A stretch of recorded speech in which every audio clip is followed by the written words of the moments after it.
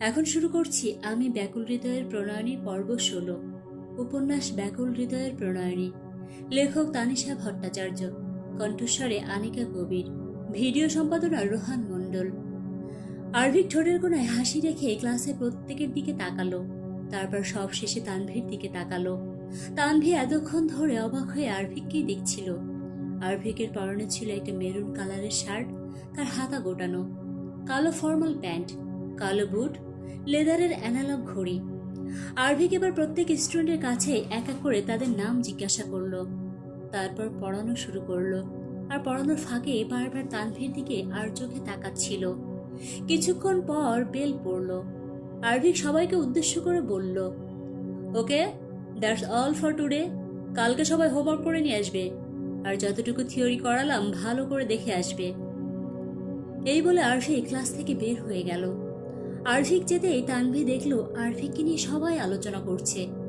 মেয়েগুলো তো সবাই আমার ক্রাশ বলে রীতিমতো নিজেদের মধ্যে ঝগড়া শুরু করে দিয়েছে। তানভী এবার মেঘাদ্রি আর রিকির দিকে তাকালো। তাদের দুজনকে বেশ স্বাভাবিক লাগছিল, যেন তারা সব আগে থেকেই জানতো। গুপ্তা স্যারের ক্লাস শেষে স্কুলের করিডোরে একা দাঁড়িয়ে আছে তানভী। দৃষ্টি তার দূরের ওই আকাশটায়। হঠাৎই কারোর কথায় ধ্যান ফিরল তার। তানভী, এখানে দাঁড়িয়ে কি করছিস? তানভী পিছন ফিরে তাকিয়ে দেখে আরভিক তার দিকেই তাকিয়ে দাঁড়িয়ে আছে।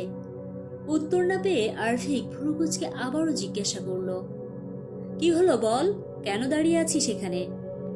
ক্লাসে ভালো লাগছিল না তাই। আরভিক এবার ভ্রুকুচকে জিজ্ঞাসা করে, কেন, কেউ কিছু বলেছে নাকি শরীর খারাপ লাগছে? না, এমনি। তানভী ছোট্ট করে উত্তর দিল। আরভিক দেখল একজন টিচার এদিকেই আসছেন, তাই সে সবকসুলভ গম্ভীর কণ্ঠে তানভীকে বলল, ক্লাসে যা। আরভিক ভাই। তানভী কিছু একটা বলতে যাবে তার আগেই আরভিক ধমক দিয়ে বলল, ইউ হ্যাভ অনলি 2 মিনিটস, এর মধ্যে যদি ক্লাসে না যাস। আরভিকের কথা শেষ হওয়ার আগেই তানভী ক্লাসের দিকে দৌড় দিল। আরভিক সেদিকে তাকিয়ে একটা দীর্ঘ শ্বাস ফেলল। স্কুল ছুটির পর তানভী মেঘাদ্রি আর রিকিকে একসঙ্গে এসে স্কুল গেটের কাছে দাঁড়ালো।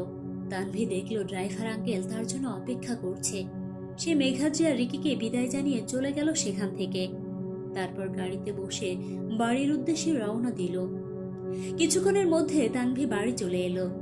লিভিং রুমে আসতেই তানভী দেখলো অভিক সাহেব বসে টিভি দেখছেন এবং রাহি রায় চৌধুরী রান্নাঘরে চা করছেন। অফিসের সমস্ত দায়িত্ব আরভিক নেওয়ার পর থেকেই অভিক সাহেব খুব প্রয়োজন ছাড়া এখন আর অফিসে যান না। তানভী দৌড়ে রান্নাঘরে গিয়ে আরভিকের মাকে পেছন থেকে জড়িয়ে ধরল, বড় মা। আরভিকের মা পেছন ফিরে দেখলো তানভী। তিনি একটু হেসে অতি স্নেহের সহিত তানভীর মাথায় হাত বুলিয়ে বললেন, এসে পড়েছিস সোনা, যা আগে রুমে গিয়ে চেঞ্জ করে আয়, আমি খাবার বাড়ছি। এরপর তানভী রুমে গিয়ে কাভার্ড থেকে একটা কুর্তি আর জিন্স নিয়ে ওয়াশরুমে চলে গেল। প্রায় 10 মিনিট পর ওয়াশরুম থেকে বেরিয়ে এসে ড্রেসিং টেবিলের সামনে দাঁড়িয়ে চুলগুলো আশ্রয় বেঁধে নিল। তারপর ব্যাগ গুছিয়ে একেবারে কোচিংয়ে যাওয়ার জন্য তৈরি হয়েই নিচে নামলো। তানভীকে রেডি হয়ে নামতে দেখে অভিক সাহেব বললেন, মামুনি, কোথাও যাবে নাকি? আঙ্কেল, কোচিং আছে। ও আচ্ছা, ঠিক আছে, তা তুমি খেয়ে নাও। তানভী গিয়ে খাওয়ার টেবিলে বসলো। আরভিকের মা তানভীর প্লেটে খাবার বেড়ে দিলেন। তারপর তানভীর পাশে থাকা চেয়ারটা টেনে বসলেন। তানভী এক লোকমা খাবার মুখে দিল। আরভিকের মা জিজ্ঞাসা করলেন, প্রথম দিন কেমন কাটলো স্কুলে? ভালো, ছোট্ট করে উত্তর দিয়ে আরেক লোকমা খাবার মুখে দিল। তারপর বলল, জানো বড় মা, আরভিক ভাই আমাদের স্কুলের নতুন অ্যাকাউন্টসের টিচার হিসেবে এসেছেন। সিনু? আরভিকের মা ভুরু কুঁচকে বললেন। তানভী বলল, এরই মধ্যে ঋষি কলেজ থেকে ফিরল। ঋষি তানভীর কাছে গিয়ে বলল, বনু, তাড়াতাড়ি খেয়ে নে, তোকে কোচিংয়ে পৌঁছে আমাকে আবার অফিসে যেতে হবে। ভাইয়া, তুমি তো মাত্রই কলেজ থেকে ফিরলে, খাবে না কিছু? আর তাছাড়া ড্রাইভার আঙ্কেল আছেন তো, উনি আমাকে পৌঁছে দেবেন, তুমি অফিসে চলে যাও। হ্যাঁ, গুল্লু তো ঠিকই বলেছে ঋষি, তুই খেয়ে নে, তারপর একটু রেস্ট করে অফিসে বেরিয়ে যা। মা আর তানভীর কথায় ঋষি উত্তর দিল, না না মা, কলেজে একটা ফ্রেন্ডের বার্থডে ছিল, সেখানেই খেয়ে এসেছি, আপাতত এখন খিদে নেই। আমি বরং ফ্রেশ হয়ে আসি, তারপর বনুকে নিয়ে যাব। আচ্ছা, তাই যা। ঋষি সিঁড়ি দিয়ে উপরে উঠতে গেলেই অভিক সাহেব তাকে ডেকে জিজ্ঞাসা করলেন, ঋষি শোনো। হ্যাঁ বাবা, বলো। অফিসে কি কিছু হয়েছে? তোমাকে এভাবে আরফিক ডাকলো যে? ঋষি মৃদু হেসে সহজ সরলভাবে উত্তর দিল, না না বাবা, তেমন কিছু না, এমনি ডেকেছে ভাইয়া। ও আচ্ছা, সাবধানে যেও। ঋষি হ্যাঁ সূচক মাথা নাড়িয়ে উপরে চলে গেল। কিছুক্ষণ পর ফ্রেশ হয়ে নিচে এসে তানভিকে বলল, বনু, হয়েছে তোর? চল। হ্যাঁ ভাইয়া, চলো। তারপর ঋষি তার বাবা মার থেকে বিদায় নিয়ে তানভিকে নিয়ে বেরিয়ে গেল। ঋষি তানভির কোচিং এর সামনে গাড়ি থামায়। তারপর ঋষি আর তানভি গাড়ি থেকে নেমে দেখলো রিকি আর মেঘাদ্রি সেখানে আগে থেকেই দাঁড়িয়ে ছিল। তানভিকে দেখা মাত্রই তারা দুজনেই এগিয়ে এলো। তানভি এক গাল হেসে ওদেরকে জিজ্ঞাসা করলো, তোরা এখানে পড়িস? দুজনেই সম্মতিসূচক মাথা নাড়ালো। মেঘাদ্রি আর রিকি দুজনে ঋষিকে দেখে জিজ্ঞাসা করলো, কেমন আছো দাদা? ভালো আছি, তোরা কেমন আছিস? আমরাও ভালো আছি। তানভি ঋষিকে বলল, ভাইয়া তোমার তো দেরি হয়ে যাচ্ছে, তুমি চলে যাও। রিকি আর মেঘাদ্রির সাথে আমি এখানেই আছি। তাছাড়া একটু পরেই তো আমরা কোচিং এর ভেতরে ঢুকে যাব। ঠিক আছে, আর শোন, কোচিং শেষ হয়ে গেলে অপেক্ষা করবি, একা একা আসার চেষ্টা করবি না। তানভি হ্যাঁ সূচক মাথা নাড়ালো। তারপর ঋষি সেখান থেকে গাড়ি নিয়ে বেরিয়ে গেল। এতক্ষণ ধরে সবকিছুই দুটো চোখ দূর থেকে পর্যবেক্ষণ করছিল। কোচিং শুরু হয়েছে প্রায় 30 মিনিট হলো। রিকি, মেঘাদ্রি আর তানভি তিনজনে পাশাপাশি বসেছিল, কিন্তু তানভি কিছুতেই পড়ায় মনোযোগ দিতে পারছে না, কারণ সমগ্র কোচিং শুরু হওয়া থেকেই তার দিকেই বারবার তাকাচ্ছে। তানভি মেঘাদ্রিকে ডেকে বলল, এই এই দেখ না, ওই ছেলেটা কি নাম যেন বললি? হ্যাঁ, সমগ্র। কেমন একটা ভাবে তখন থেকে বারবার তাকাচ্ছে আমার দিকে, আমার খুব অস্বস্তি লাগছে। তানভীর কথায় মেঘাদ্রি একবার সমগ্র দিকে তাকালো। মেঘাদ্রির চোখে চোখ পড়তেই সমগ্র সঙ্গে সঙ্গে চোখ নামিয়ে নিল। মেঘাদ্রি এবার তানভীর দিকে তাকিয়ে বলল, তাকাস না ওদিকে, তুই পড়ায় মন দে। কোচিং শেষ হয়েছে 10 মিনিট হলো। মেঘাদ্রির বাড়ি থেকে অনেক দূরে, রাত হয়ে যাবে বলে সে অটো ধরে চলে গেল। রিকি বাড়ির কোচিং থেকে মাত্র 5 মিনিটের দূরত্ব তার, তাই সে হেঁটে চলে গেল। আর তানভি গাড়ির জন্য অপেক্ষা করতে লাগলো। কিছুক্ষণ পর গাড়ি আসতেই তানভি গাড়িতে উঠে গেল। তারপর বাড়ি পৌঁছে গেল। খাবার টেবিলে বসে আছেন অভিক সাহেব আর তানভি। আরভিকের মা তাদেরকে খাবার বেড়ে দিচ্ছিলেন। আরভিক অফিস থেকে এসে একবারে খেয়ে রুমে চলে গেছে। ঋষি এসে চেয়ার টেনে বসতে বসতে তানভিকে বলল, বনু, খাওয়ার পর ভাইয়া তোকে রুমে যেতে বলেছে। কথাটা শোনা মাত্রই যেন তানভীর গলায় খাবার আটকে গেল। আরভিকের রুমে যাওয়া আর তৃতীয় বিশ্বযুদ্ধ করতে যাওয়া তার কাছে দুটোই সমান। তানভী অনেক কষ্টে মুখে থাকা খাবারটা গিলে ঋষিকে জিজ্ঞাসা করলো, কেন ভাইয়া? ঋষি একটুখানি খাওয়ার মুখে দিয়ে সহজ সরলভাবে উত্তর দিল, জানি না রে ভাইয়া। ভাইয়া তোকে কি কারণে ডেকেছে তুই জানা গেলেই তো দেখতে পাবি। 5 মিনিট ধরে তানভী আরভিকের রুমের দরজার বাইরে দাঁড়িয়ে আছে। কিছুক্ষণ পর আরভিক ভেতর থেকে বিরক্তির মিশ্রিত কণ্ঠে বলে ওঠে, মূর্তির মতো বাইরে দাঁড়িয়ে না থেকে ভিতরে আয়, রুমের দরজা তো খোলাই আছে। তানভী অবাক হয়ে ভাবল যে তাকে দেখতে পেল কি করে। তারপর আস্তে আস্তে দরজা ঠেলে ভিতরে ঢুকলো সে। ভিতরে এসে তানভী দেখলো রুমের লাইটটা অফ, শুধু একটা ড্রিম লাইট জ্বলছে। আর বিছানায় হেলান দিয়ে একপাশে বসে আরভিক ল্যাপটপ নিয়ে কাজ করছে। তানভীর উপস্থিতি বুঝতে পেরে আরভিক ল্যাপটপ থেকে চোখ না সরিয়েই স্বভাবসুলভ গম্ভীর কণ্ঠে তাকে বলল, লাইট অন কর। আরভিকের কথা মতো তানভী লাইট অন করলো। তারপর আরভিক তানভীকে বলল, ক্লাসে যে হোমওয়ার্ক আর থিওরিগুলো দিয়েছিলাম করেছিস? তানভী ভয়ে ভয়ে বলল, না, আসলে স্কুল থেকে এসেই তো কোচিংয়ে গিয়েছিলাম, রাতে করে নেব। ভালোভাবে কথা বলতে পারিস না? কথা বলতে গেলে কথা আটকাই কেন? নেক্সট টাইম থেকে এরকম হলে তুলে এক আছাড় মরবো, মাইন্ড ইট। কথাটা শুনে তানভী আরো ভয় পেয়ে গেল।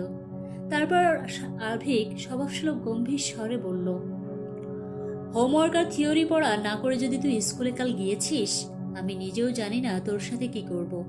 যা, এখন রুমে যা। আরভিকের কথা শেষ হতে তানভি এক দৌড়ে রুমে চলে গেল।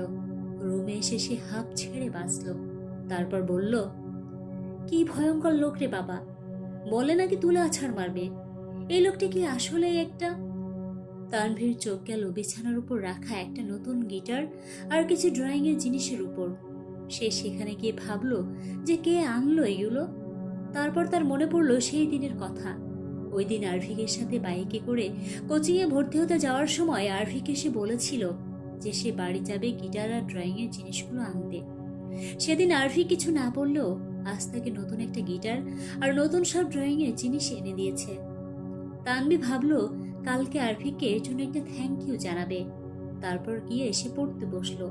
পড়া শেষ করে তানভি রুমের লাইট অফ করে ড্রিম লাইট জ্বালিয়ে বিছানায় আছোয়া হয়ে ফোনটা নিয়ে ফেসবুকটা ওপেন করলো। হঠাৎ তার কাছে একটা ফ্রেন্ড সাজেশন এলো, আরভিক রয় চৌধুরী। সে কিছু একটা ভেবে ফ্রেন্ড রিকোয়েস্ট পাঠালো।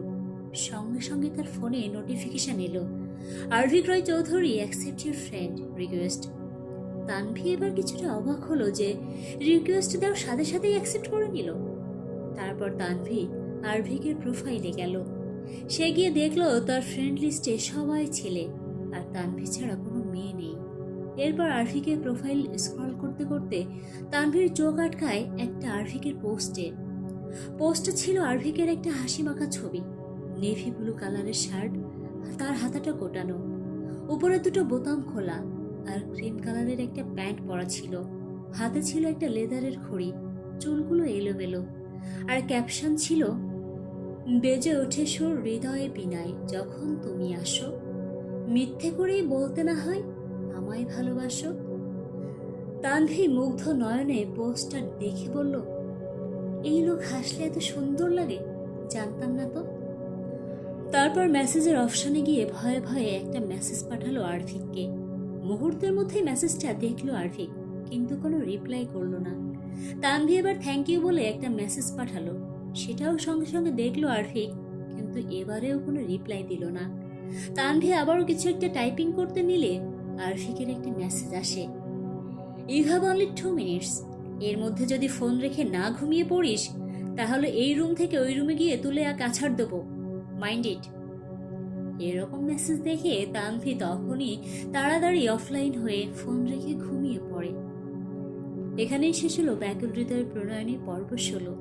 আপনারা শুনতে থাকুন পর্ব 17।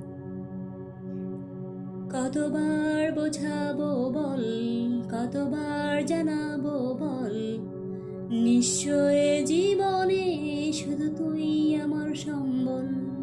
কতবার বোঝাবো বল, কতবার জানাবো বল, নিশ্চয় জীবনে শুধু তুই আমার সম্বল।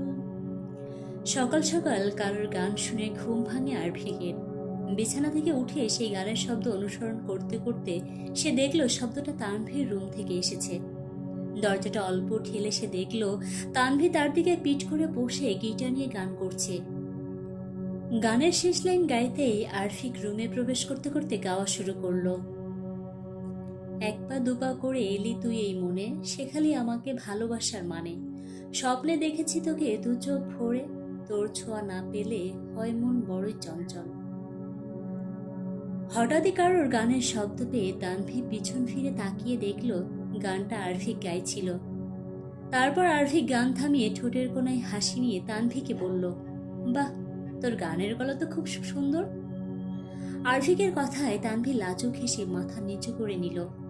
আরভিক এবার স্বভাবসুলভ গম্ভীর কণ্ঠে জিজ্ঞাসা করলো, পড়ার হোমওয়ার্কগুলো হয়েছে? তানভি হ্যাঁসূচক মাথা নাড়ালো। আরভিক মৃদু হেসে বলল, গুড, তাড়াতাড়ি রেডি হয়ে নিচে আয়, না হলে স্কুলের জন্য দেরি হয়ে যাবে। এই বলে আরভিক রুম থেকে বেরিয়ে গেল। এরপর তানভি বিছানা থেকে উঠে ওয়াশরুমে গেল। তারপর স্নান করে একেবারে স্কুলের জন্য রেডি হয়ে বের হয়ে এলো। সকালে সবাই একসাথে ব্রেকফাস্ট করছিল। আরভিক রেডি হয়ে এসে তানভির সামনে থাকা চেয়ারটা টেনে নিয়ে বসলো। তাকে দেখে অভিক সাহেব বললেন, আরভিক, শুনলাম নাকি তুমি মামনিদের স্কুলে পড়াতে যাচ্ছ? হ্যাঁ বাবা, তুমি ঠিকই শুনেছ। আরভিক স্বাভাবিক ভঙ্গিতে উত্তর দিল। অভিক সাহেব বললেন, কিন্তু কেন?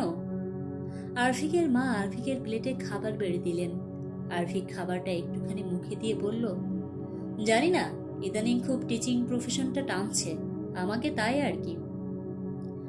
আরফিক সাবলীলভাবে উত্তর দিল, তারপর আবার এক লোকমা খাবার মুখে তুলে নিল।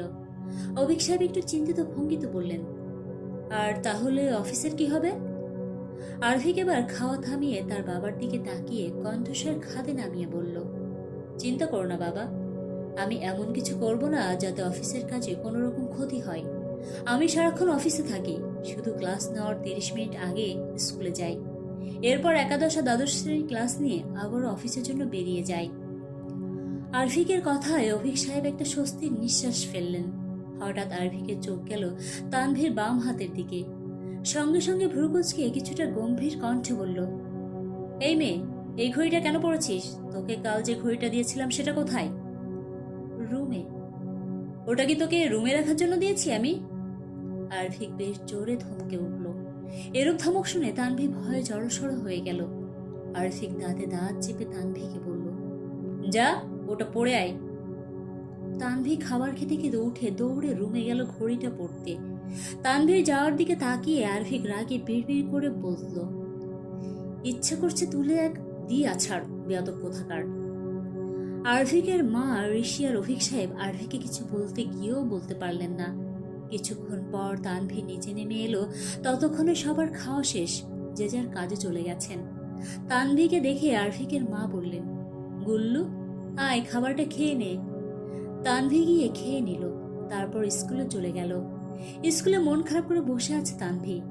রিকি আর মেঘাদ্রি তার কাছে গেল। মেঘাদ্রি বলল, কি রে, কি হয়েছে?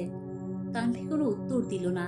তাই রিকি হাসতে হাসতে বলে উঠল, আরে তানভী মৌনব্রত করেছে। রিকির এরকম কথা শুনে মেঘাদ্রি তার দিকে চোখ রাঙিয়ে তাকাতেই মুহূর্তের মধ্যেই রিকির হাসি উধাও হয়ে যায়। মেঘাদ্রি তারপর তানভীর পাশে বসে তাকে জিজ্ঞাসা করল, কি হয়েছে বল, আরফিক দাদা কিছু বলেছে? তানভী হ্যাঁ সূচক মাথা নাড়ল। তারপর বলল, ওনার দেওয়া ঘড়িটা পড়িনি বলে ধমক দিয়েছে সকালে। মেঘাদ্রি তানভীর মাথায় হাত বুলিয়ে বলল, আচ্ছা বাদ দে এসব, চল আমরা একটু ক্লাসের বাইরে থেকে ঘুরে আসি। তারপর ওরা তিনজন মিলে ক্লাসের বাইরে চলে গেল। করিডোরে ওরা তিনজন একদম সাইড দিয়ে হাঁটছিল। হঠাৎ একটা ছেলে দূর থেকে ছুটতে আসতে গিয়ে তার সাথে ধাক্কা লেগে মেঘাদ্রির। হঠাৎ ধাক্কায় তাল সামলাতে না পেরে মেঘাদ্রি নিচে পড়ে যায়। ছেলেটা মেঘাদ্রির উপর মেজাজ দেখিয়ে বলে, এই মেয়ে, চোখে দেখে হাঁটতে পারো না? অন্ধ নাকি, বেয়াদব একটা মেয়ে? এই বলে ছেলেটা চলে যেতে নিলেই মেঘাদ্রি উঠে দাঁড়িয়ে ছেলেটাকে ডাকলো। ছেলেটা আসতে মেঘাদ্রি রাগী কণ্ঠে তাকে বলল, বেয়াদব আপনার বাচ্চার বাবা। আর কি বললেন, আমি অন্ধ, চোখে দেখে হাঁটি না? তো শুনুন মিস্টার, আমার সাইড দিয়ে হাঁটছিলাম আর আপনি রাস্তার মাঝখান থেকে দৌড়ে কোন ম্যারাথনে যাচ্ছিলেন? যাবো কি প্রিন্সিপাল স্যারের কাছে কমপ্লেন করতে? যত সব। এক নিঃশ্বাসে কথাগুলো বলে মেঘাদ্রি রিকি আর তানভীকে নিয়ে সেখান থেকে চলে গেল। আর ছেলেটা বোকার মতো তাদের যাওয়ার দিকে তাকিয়ে রইল। তারপর নিজেই মনে মনে বলল, কি ডেঞ্জারাস মেয়ে রে বাবা, কথা তো নয় যেন 440 ভোল্টের বিদ্যুতের ঝাটকা। আরফি ক্লাস নিচ্ছিল আর একটা মেয়ে কন্টিনিউ তার দিকে লোলুপ দৃষ্টিতে তাকিয়েছিল। আরফি সেটা অনেকক্ষণ ধরেই লক্ষ্য করছিল। তাই সে মেয়েটাকে বলল, হ্যাঁ ইউ, স্ট্যান্ড আপ। স্যার আমি? Yes you, stand up. What's your name? Zia. Arfik তার সামনে থাকা টেবিলে 2 হাত ভর দিয়ে একটু ঝুঁকে দাঁড়িয়ে জিয়াকে বলল, তো মিস জিয়া, বলুন কি পড়ালাম আমি এতক্ষণ ধরে? জিয়া উত্তর না দিয়ে চুপচাপ দাঁড়িয়ে থাকে, কারণ সে এতক্ষণ ধরে কোনো পড়াই শোনেনি। আরফিক এবার একটু গম্ভীর কণ্ঠে বলল, কি হলো, অ্যান্সার মি। না বলতে পারলে ক্লাস থেকে বেরিয়ে যাও। পড়াশোনায় অমনোযোগ আমার একদমই পছন্দ নয়। আরফিক এবার তানভীর নাম ধরে ডাকে। তানভী উঠে দাঁড়াতেই আরফিকও তাকে একই প্রশ্ন করলো। তানভী খুব সুন্দর করে গুছিয়ে উত্তর দিল, যা আরফিক সহ ক্লাসের প্রত্যেককে ইমপ্রেস করলো। আরফিক জিয়ার দিকে তাকিয়ে রাগী কণ্ঠে বলল, Zia, get out from my class. Zia class থেকে বেরিয়ে যাওয়ার সময় তানভীর দিকে প্রচন্ড রাগী চোখে তাকালো, কিন্তু সেটা আরফিকের চোখকে এড়ালো না। আজ তানভীর কোচিং নেই, তাই স্কুল থেকে ফিরে ফ্রেশ হয়ে ফোনে তার বাবা মায়ের সাথে কথা বলছিল। কথা শেষ করে ফোন রাখতেই আরফিক তানভীকে ডেকে বলল, তানভি, 10 মিনিটের মধ্যে বই খাতা নিয়ে আমার রুমে আয়। ঠিক 10 মিনিটের মাথায় তানভি আরভিকের রুমে গেল। তাকে দেখে আরভিক একটা অ্যাকাউন্টসের অঙ্কের বই এগিয়ে দিয়ে বলল, ইউ হ্যাভ অনলি 20 মিনিটস, এর মধ্যে এই 5টা প্রবলেম সলভ করে দেখা। আরভিকের কথা মতো তানভি অঙ্কগুলো আরভিককে করে দেখালো। তারপর কিছু থিওরি পড়িয়ে আরভিক ছুটি দিল তানভিকে। তানভি বই খাতা নিয়ে চলে যেতে নিলেই আরভিক তাকে ডেকে বললে, কোচিং সপ্তাহে 3 দিন হয়, বাকি 3 দিন দুটো প্রাইভেট টিউটরের কাছে পড়বি, আর প্রতিদিন আমার কাছে পড়বি, মনে থাকবে? তানভি হ্যাঁ সূচক মাথা নাড়িয়ে চলে যেতে নিলেই আরভিক আবার তাকে ডেকে বলল, আর শোন, কালকে স্কুলে আমার ক্লাসের পর আমার কেবিনে আসিস তো, এখন যা। তারপর তানভি নিজের রুমে চলে গেল। প্রায় সন্ধ্যে 7টার দিকে তানভীর ইংলিশ টিউটর এসেছেন। তানভি তার কাছে পড়ছিল। মেয়েটির নাম সোহাগ, খুবই নম্র ভদ্র স্বভাবের মেয়ে। তানভিকে অনেক যত্নের সঙ্গে পড়ায়। তানভি তাকে ভালোবেসে দিদি বলে ডাকে। সোহাগ নীলাদ্রির পিসির মেয়ে। আরভিকের সাথে তাই আগে থেকেই পরিচয় ছিল, কিন্তু তানভি সেটা জানত না। 9টার দিকে তানভিকে পড়িয়ে সোহাগ রুম থেকে বেরিয়ে এলো। আরভিক রুমের বাইরেই দাঁড়িয়েছিল। সোহাগ তাকে দেখে মৃদু হাসল। আরভিকও মৃদু এসে জিজ্ঞাসা করল, একা যেতে পারবে? পারবো। আচ্ছা, সাবধানে যেও। সোহাগ সম্মতিসূচক মাথা নাড়িয়ে চলে গেল। সোহাগ চলে যেতে আরভিকের ফোনটা বেজে উঠল। আরভিক কলটা রিসিভ করলো। তখন ফোনের ওপাশ থেকে কে একজন কিছু একটা বলতেই আরভিক শীতল কণ্ঠে জবাব দিল, ওকে, সবকিছু রেডি করে রাখো, আমি কিছুদিনের মধ্যেই আসছি। তারপর কলটা কেটে একটা ডেভিল স্মাইল দিল। এখানেই শেষ হলো ব্যাকুল হৃদয়ের প্রণয়নী পর্ব 17। আপনারা শুনতে থাকুন পর্ব 18। আরভিক ক্লাস নিচ্ছিল। জিয়া আজও ক্লাসের বাইরে। ক্লাস শেষে সকলের উদ্দেশ্যে আরভিক বলল, এভরিওয়ান লিসেন কেয়ারফুলি। কালকে আমি তোমাদের একটা টেস্ট নেব। প্রত্যেকে সেই মতো ভালোভাবে প্রিপারেশন নিয়ে আসবে। আর মিস তানভি, তুমি আমার সাথে আমার কেবিনে এসো, কিছু মডেল পেপার দেব, সেটা প্রত্যেককেই দিয়ে দিবে। এটা বলে আরভি ক্লাস থেকে বেরিয়ে যায়। তার পেছন পেছন তানভিও বেরিয়ে গেল। জিয়া অগ্নির দৃষ্টি নিয়ে তানভীর যাওয়ার পানে তাকিয়ে রইল। আরভিক তারপর কেবিনে এসে তানভীর হাতে মডেল পেপারগুলো দিয়ে দিল। সেগুলো নিয়ে তানভি সেখান থেকে চলে গেল। তানভি বেরিয়ে যেতে জিয়া আরভিকের কেবিনে সরাসরি ঢুকে টেবিলের উপরে জোরে হাত দিয়ে আঘাত করে রীতিমতো চিৎকার করে বলল, ও এখানে কেন এসেছিল? আরভিক এতক্ষণ পিছন ঘুরে দাঁড়িয়ে বই নিয়ে কিছু একটা দেখছিল। জিয়ার হঠাৎ এমন চিৎকারে সে ভ্রুকুচকে পিছন ঘুরে দাঁড়ায়। তারপর বইটা জায়গা মতো রেখে হাত দুটো পকেটে ঢুকিয়ে জিয়ার দিকে তীক্ষ্ণ দৃষ্টিতে তাকায়। জিয়া আবারও জিজ্ঞেস করলো, উত্তর দিন, কেন এসেছিল এখানে? কি মনে করো নিজেকে? তোমাকে উত্তর দিতে আমি বাধ্য নই। আরভিক কিছুটা গম্ভীর কণ্ঠে বলে উঠল। আরভিকের এমন কথায় জিয়া যেন তেলে বেগুনে জ্বলে উঠল। সে আবারও বলতে লাগলো, কেন আসবে এখানেও? বুঝেছি, ওর মতো মেয়েরা এরকমই হয়, 1 নম্বরের চরিত্র। কথা শেষ করার আগেই আরভিকের শক্ত হাতের একটা থাপ্পড় এসে পড়ে জিয়ার গালে। আরভিক রীতিমতো হুঙ্কার দিয়ে বলে, I am warning you, next time Tanvir নামে কোনো খারাপ কথা বলার আগে এই থাপ্পড়ের কথা যেন মনে থাকে। এই বলে আরভিক সেখানে এক মুহূর্ত সময় নষ্ট না করে বেরিয়ে গেল ক্লাস নেওয়ার উদ্দেশ্যে। জিয়া গালে হাত দিয়ে সেখানেই দাঁড়িয়ে রইল। তারপর কিছুটা সময় নিয়ে রাগে বিড়বিড় করে বলল, তোর জন্য আমি আজ থাপ্পড় খেলাম তানভি, তোকে তো আমি ছাড়বো না, এর শেষ আমি দেখেই ছাড়বো। কোচিং সেন্টারের সামনে দাঁড়িয়ে আছে তানভি, রিকি আর মেঘাদ্রি। রিকি আর মেঘাদ্রি এখনো আসেনি, তাই তাদের জন্য অপেক্ষা করছিল তানভি। তখনই সমগ্র তানভির সামনে এসে বলে, হাই তানভি। সমগ্রর কথায় তানভি তার দিকে তাকিয়ে দেখল সমগ্র তার দিকে একটা হাত বাড়িয়ে হাসছে। তানভি কোনো উত্তর দিচ্ছে না দেখে সমগ্র আবারও বলল, আমি সমগ্র, ফ্রেন্ডস। তানভি কিছু বলতে যাবে, সেই মুহূর্তে মেঘাদ্রি সেখানে এসে সমগ্রকে বলল, কোনো প্রশ্নই ওঠে না, তানভি চল এখান থেকে। ততক্ষণে রিকিও চলে এলো। মেঘাদ্রি তানভি আর রিকিকে নিয়ে সেখান থেকে চলে গেল। কোচিং শেষে তানভি যখন বাড়ি চলে গেল, তখন মেঘাদ্রি রিকিকে ডেকে বলল, জানিস তো, এই সমগ্রর হাবভাব আমার ঠিক লাগছে না। কেন, ও আবার কি করলো? আরে দেখছিস না, ও তানভীর সঙ্গে কথা বলতে চাইছে আর কন্টিনিউ তার দিকে তাকিয়ে থাকে। তুই একটু বেশি ভাবিস, ছাড় তো। আর যদি তেমন কিছু হয়, আরভিক দাদা তো আছেই সামলে নেওয়ার জন্য। তারপর তারা দুজনে যে যার বাড়ির উদ্দেশ্যে রওনা দিল। ঘড়ির কাঁটায় রাত তখন প্রায় 8:30। বাইরে হালকা ঝড়ো হাওয়া বইছে। তানভি আরভিকের রুমে বসে অঙ্ক করছিল। আরভিক রুমে ছিল না। কিছুক্ষণ পর রুমে এসে বিছানায় হেলান দিয়ে বসে তানভিকে বলল, হয়েছে, খাতাটা দে। তানভি খাতাটা এগিয়ে দেওয়ার সময় তার নজর গেল আরভিকের গলার চেইনের ইংরেজি টি অক্ষরের লকেটটাতে। এটা সে আগেও দেখেছিল, কিন্তু তখন কিছু মনে হয়নি। কিন্তু আজ তার খুব জানতে ইচ্ছে করছে, এই টি অক্ষরের নামের ব্যক্তিটা কে। আরভিক তানভীর থেকে খাতাটা নিয়ে বলল, অঙ্কটা পড়ে বল, কি আছে? আপনার গলার লকেটে থাকা টি অক্ষরের নামের ব্যক্তিটা কে? তানভীর এইরকম কথায় আরভিক খাতা থেকে মুখ তুলে ভ্রু কুঁচকে তার দিকে তাকালো। তারপর এক রাশ বিরক্তি নিয়ে বলল, এইসব লেখা আছে অঙ্কটাতে? আরভিকের কথায় তানভীর হুঁশ ফিরল। তারপর মনে পড়ল যে সে কি বলে ফেলেছে।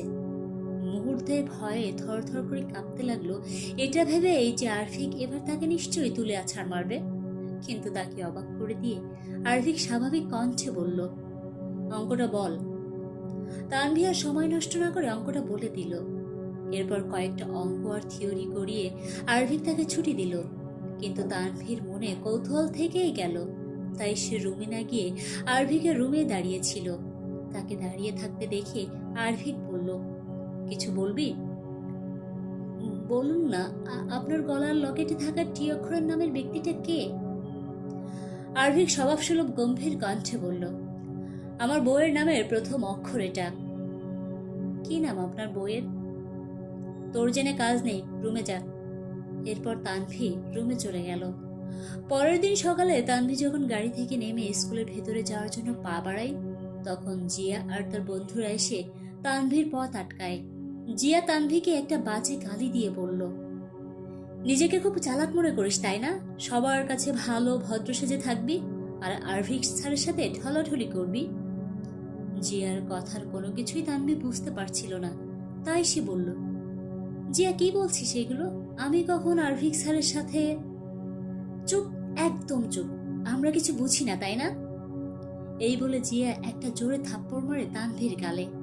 এরপর জিয়ার একটা বন্ধু পিছন থেকে খুব জোরে তানভীকে ধাক্কা মারে। তাল সামলাতে না পেরে তানভীর নিচে পড়ে যায়, যার দরুন তানভীর হাতে থাকা ফোনটা ওর হাত থেকে ছিটকে পড়ে গিয়ে ডিসপ্লে পুরোপুরিভাবে ভেঙে যায়। আর পড়ে যাওয়ার ফলে তানভীর পা অনেকটা কেটে গিয়ে রক্ত বের হয়। সে অনেক কষ্টে উঠে দাঁড়ালে জিয়া খুব জোরে ওর গাল চিপে ধরে বলে, আরভিক স্যার ইজ অনলি মাইন, মনে থাকে যেন। এরপর জিয়ারা সবাই সেখান থেকে চলে যায়। ওরা চলে যেতে তানভি ব্যথা, যন্ত্রণা আর অপমানে কান্না করে দেয়। তারপর অনেক কষ্টে খুঁড়িয়ে খুঁড়িয়ে হেঁটে গাড়িতে গিয়ে বসলো। তারপর ড্রাইভার আঙ্কেলকে বলল, আঙ্কেল বাড়ি চলুন, আমার শরীর খারাপ লাগছে। ড্রাইভারও আর কোনো প্রশ্ন না করে তাকে নিয়ে চলে গেল। এমন সময় রিকি আর মেঘাদ্রি স্কুলে আসছিল। তানভিকে চলে যেতে দেখে রিকি বলল, এই মেঘাদ্রি, ব্যাপারটি কি হলো? তানভি চলে যাচ্ছে কেন? আমি কি করে জানবো? চল স্কুলে গিয়ে কাউকে জিজ্ঞাসা করে দেখি কি হলো ওর। এরপর ওরা দুজনে স্কুলে গিয়ে পুরো ঘটনাটা জানলো। জিয়ার ওই রকম ব্যবহার শুনে দুজনের খুব রাগ হলো, কিন্তু কিছু করার উপায় নেই, কারণ পুরো ক্লাসকে নিজের হাতের মুঠোয় রেখে দিয়েছে জিয়া। তানভিকে বাড়ি আসতে দেখে আরভিকের মা বললেন, গুল্লু কি হলো, এত তাড়াতাড়ি চলে এলি? আর তোকে এরকম লাগছে কেন? শরীর খারাপ লাগছে মা? তানভি হ্যাঁ সূচক মাথা নাড়িয়ে উপরে চলে গেল। তারপর রুমে এসে বিছানায় বসে কান্না করতে থাকে। আরভিক প্রশ্ন হাতে ক্লাসে এলো। সে দেখলো যে তানভি ক্লাসে নেই। তখন তার মাথায় রাগ চড়ে গেল, কিন্তু তারপর সে ভাবল, তানভি তো সকালে স্কুলের জন্য রেডি হয়ে বের হয়েছিল, তাহলে কোথায় গেল? হঠাৎ করেই অজানা এক ভয় গ্রাস করলো আরভিককে। আরভিক সবাইকে প্রশ্নপত্র দিয়ে বলল, অনলি 10 মিনিটস। 10 মিনিট পর আরভিক সবার থেকে খাতা জমা নিয়ে রিকি আর মেঘাদ্রিকে বলল, রিকি, মেঘাদ্রি, খাতাগুলো নিয়ে আমার কেবিনে এসো। আরভিকের কথা মতো তারা দুজনে খাতাগুলো সব নিয়ে আরভিকের কেবিনে গেল। তাদের দেখে আরভিক বেশ চিন্তিত হয়ে বলল, আমার তানভি কোথায়? আরভিকের কথায় রিকি আর মেঘাদ্রি একে অপরের দিকে তাকিয়ে বলল, আসলে আরভিক দাদা। আরভিক এবার অধৈর্য হয়ে ধমক দিয়ে বলল, আমি আসল নকল কিছু জানতে চাইনি, আমি শুধু জানতে চেয়েছি আমার তানভি কোথায়। আরভিকে ধমক খেয়ে রিকি আর মেঘাদ্রি সকালে তানভির সাথে ঘটে যাওয়া সব ঘটনা খুলে বলল। সবকিছু শুনে আরভিক রাগে কাঁপতে লাগলো।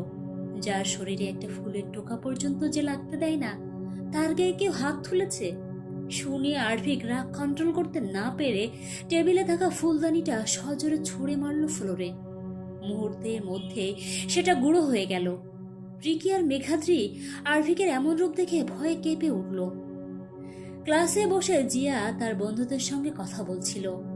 এমন সময় স্কুলের ঘন্টা দেওয়ার লোকটা এসে বলল, জিয়া, তোমাকে প্রিন্সিপাল স্যার ওনার অফিসে ডেকেছেন। এই বলে লোকটা চলে গেল। তারপর জিয়া প্রিন্সিপালের রুমে গেল। সেখানে গিয়ে দেখলো আরভিক, রিকি আর মেঘাদ্রি দাঁড়িয়ে আছে। আরভিক রীতিমতো রাগে ফুঁসছে তার দিকে তাকিয়ে। জিয়া গিয়ে প্রিন্সিপাল স্যারকে বলল, স্যার কেন ডেকেছেন? প্রিন্সিপাল স্যার একটা লেটার জিয়ার দিকে এগিয়ে দিয়ে বললেন, জিয়া, তোমাকে স্কুল থেকে বের করে দেওয়া হলো, এই নাও তোমার লেটার। প্রিন্সিপালের কথা শুনে জিয়া যেন আকাশ থেকে পড়ল। সে ভাবলো যে রিকি আর মেঘাদ্রি সবকিছু বলে দিয়েছে। তাই সে মেঘাদ্রির কাছে গিয়ে বলে, তুই সব বলেছিস তাই না? ওই দুদিনের মেয়ের জন্য এত দরদ? এই বলে জিয়া মেঘাদ্রিকে থাপ্পড় মারতে গেলে আরভিক আর রাগ কন্ট্রোল করতে না পেরে সজোরে থাপ্পড় মারল জিয়াকে। জিয়া ঠোঁটের কোণ কেটে রক্ত বের হলো। জিয়া এবার চিৎকার করে বলল, আপনি আমাকে থাপ্পড় মারলেন? নেহাতি আপনাকে পছন্দ করতাম তাই সেদিন কিছু বলিনি, না হলে আপনার মতো সস্তার টিচারকে পথে বসাতে আমার 2 মিনিটও সময় লাগবে না। আমার বাবা রয় ইন্টারন্যাশনাল ইন্ডাস্ট্রিজ কোম্পানির ম্যানেজার। আমার বাবার ক্ষমতা সম্পর্কে ধারণা আছে আপনার? জিয়ার কথা শুনে আরভিক খুব জোরে শব্দ করে হেসে উঠল। তারপর বলল, ও আচ্ছা, তাই নাকি? আমার স্কুলে দাঁড়িয়ে আমাকেই হুমকি দিচ্ছ? তোমার কলিজায় তো অনেক জোর আছে দেখছি। জিয়া অবাক হয়ে সাথে একটু ভয়ও পায়। তারপর বলে, আপনার স্কুল মানে? হ্যাঁ জিয়া, এটা আরভিক স্যারের স্কুল। প্রিন্সিপালের কথায় জিয়া সেদিকে ফিরে তাকালো। তারপর আরভিকের দিকে তাকালো। আরভিক একটা ডেভিল স্মাইল দিয়ে কাউকে কল করলো। সেকেন্ডের মধ্যে এই কলটা রিসিভ হলো। কল রিসিভ হতেই আরভিক বলল, ঋষি, কোথায় আছিস এখন? এই তো ভাইয়া, সবে কলেজ থেকে ফিরলাম। ঋষি, তোকে 10 মিনিট সময় দিচ্ছি, অফিসে যা। আর ম্যানেজার পদে থাকা মিস্টার সেনকে ম্যানেজারের পদ থেকে সরিয়ে সাধারণ কর্মচারীর পদে নিয়োগ কর।